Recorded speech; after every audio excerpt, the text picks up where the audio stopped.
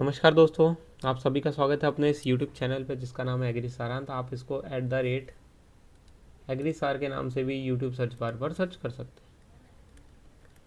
हैं। एग्रीसार के नाम से भी YouTube सर्च बार पर सर्च कर सकते हैं, राइट। तो हम फैक्टर्स अफेक्टिंग क्रॉप प्रोडक्शन की सीरीज़ में थे। हम एक्सटर्नल फैक्टर में हमने लास्ट सेशन जो था वो हमने ऑर्गेनिक मैटर पे पढ़ा था। इस बार हम लोग सॉइल ऑर्गेनिजम्स के बारे में पढ़ेंगे और चलिए जानते हैं कि ऑर्गेनिजम्स जो होते हैं सॉइल में वो किस किस कैटेगरी में डिवाइड होते हैं एंड कितने तरीके के होते हैं। तो सॉइल ऑर्गेनिजम्स बहुत इंपॉर्टेंट रोल प्ले करते हैं। They are the living organisms in the soil. वो सॉइल में लिविंग ऑर्गेनिजम्स होते हैं और वो पूरे लाइफ साइकिल में अपना जो है वो बहुत बड़े कंट्रीब्यूट करते हैं, वो कहीं ना कहीं सॉइल को और कहीं ना कहीं क्रॉप को भी।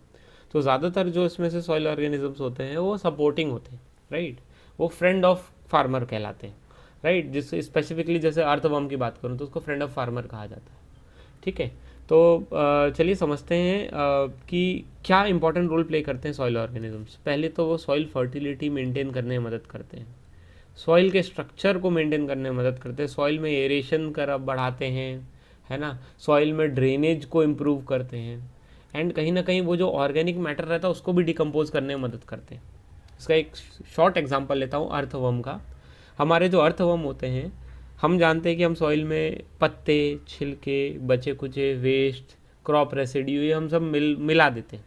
बट उसके आगे उसको भी खाकर गोबर के साथ अगर हम उसको मिलाते हैं तो उसको भी वो अर्थवर्म रहता है वो उसको खाता है, उसको डाइजेस्ट करता है और उसका जो एक्सक्रीटा रहता है, उसका जो वेस्ट निकलता है वो हमारे लिए वर्मी कंपोस्ट के तौर पे काम करता है, राइट। तो वो कितना इम्पोर्टेंट होता है ये हम सभी जानते हैं। क्लासिफिकेशंस में हम लोग समझ लेते हैं कि सबसे पहला क्लासिफिकेशन जो सबसे छोटे ऑर्गेनिजम्स जो होते हैं उसको हम लोग प्रोटिस्ट्स बोलते हैं। ये स्मॉलेस्ट होते हैं साइज़ में। एग्जाम्पल उसमें प्रोटोजोआ होता है। प्रोटोजोआ क्या करता है कि माइक्रोब्स जो होते हैं सॉइल में, जो माइक्रो ऑर्गेनिजम्स होते हैं उसमें माइक्रोब्स स्पेसिफिकली होते हैं, उसको कंट्रोल करता है, राइट। सेकेंड कैटेगरी होती है माइक्रोफोना की। अभी माइक्रोफोना मतलब वो जिसका साइज़ लेस देन 100 नैनोमीटर होता है, उसमें बैक्टीरिया आता है, उसमें एल्गी आती है।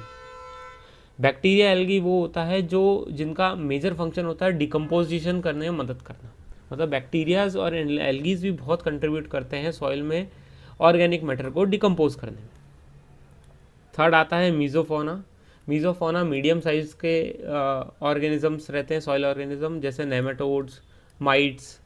माइट्स होते हैं, आपने सुना होगा, जैसे टर्माइट एक एग्जांपल है। तो ऐसे माइट्स होते हैं।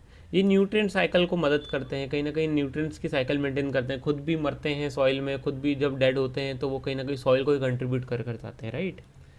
फोर्थ आता है मैक्रोफोना। मैक्रोफोना मीजोफोना से बड़ा होता है साइज में। तो उसमें आता है स्लग्स, बीटल्स, छोटे छोटे कीड़े होते हैं, राइट, जो सॉइल मिक्सिंग में मदद करते हैं। एंड फिफ्थ आता है मेगाफोना। मेगाफोना सबसे लार्जेस्ट होता है जिसमें अर्थवर्म आता है जिसकी मैं अभी बात कर रहा था, और जो एयरेशन और फर्टिलिटी का काम करता है।